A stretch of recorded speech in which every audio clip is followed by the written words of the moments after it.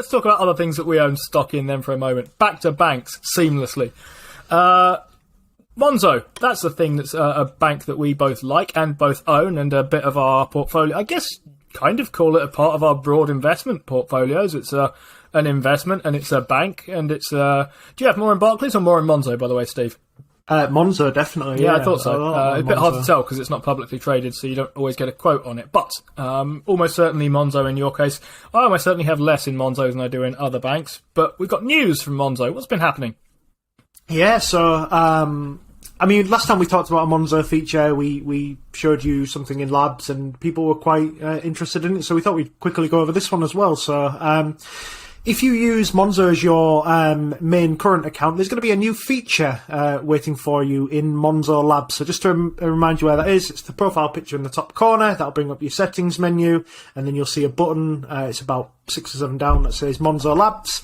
And from there, if you go into that and tick the safety net button, you can head back to your feed. You'll get a new feed item, and you'll be able to click on that and you'll be able to play with safety nets, which is Monzo's name for an emergency fund. So Monzo have taken sort of like the admirable mantle here of sort of teaching their users about the importance of an emergency fund, and best of all, Monzo teaches people exactly how much they'll need for one. So by showing them what they regularly spend on things like groceries and bills, as long as you're correctly categorising your spend, you can have a little fiddle with it, set a goal, and start saving. So Monzo will tell you how close you are to your goals at the top, but it'll tell you in days rather than in value. So it'll say, like, you save for 20 out of the 30 days you need for your safety net, which is pretty cool, I thought. So hopefully we're going to get some more options to increase the safety net time once this feature's sort of fully baked and people have had a play with it. But I thought it was pretty cool, Steve. Best of all, Monzo have just raised their interest rates as well. So you're going to get a competitive 3.2% rate. So yeah, just to be transparent, Steve and I are Monzo shareholders, and I did check with Casper as well. He's not a Monzo shareholder, and he doesn't even have Monzo.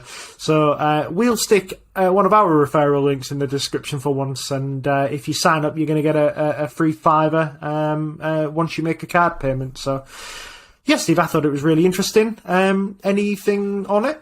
Yeah, a couple of thoughts. First and most obviously, Casper is not a Monzo user. That's unusual. I thought Casper would sign up for anything if there was a referral link involved one way or another. So it might be by the time this show goes out in less than 24 hours from the time we're recording it, he is, because I'm going to get on his case and send him a link, and he will get himself a $5 and he will invest that into a REIT.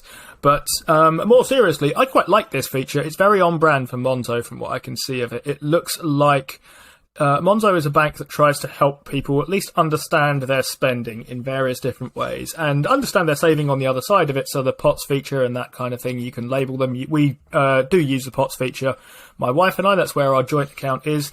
I don't use it much in my personal account, and actually I tend to use other things like NatWest and JP Morgan, but the Chase arm for my spending, which means that the emergency fund thing, as I'm calling it, safety net, is less likely to be as much use to me, I think, because I do not categorise my spending correctly on Monzo. My spending on Monzo looks like a mess. It looks like I spend a massive amount on this thing called Trading 212 of my monthly spending, and then a lot of it just disappears off to someone with the same name as me. Is basically how they would categorise that. But I really like the idea of having especially moving the day counter on. That was going to be my question of, can we make it longer than a month? I'd like to have it operate as a thing that says, here's how much you've saved that you could retire for. You could retire for a day. You could retire for... This is not factoring in inflation, obviously, but we kind of never do with an emergency fund.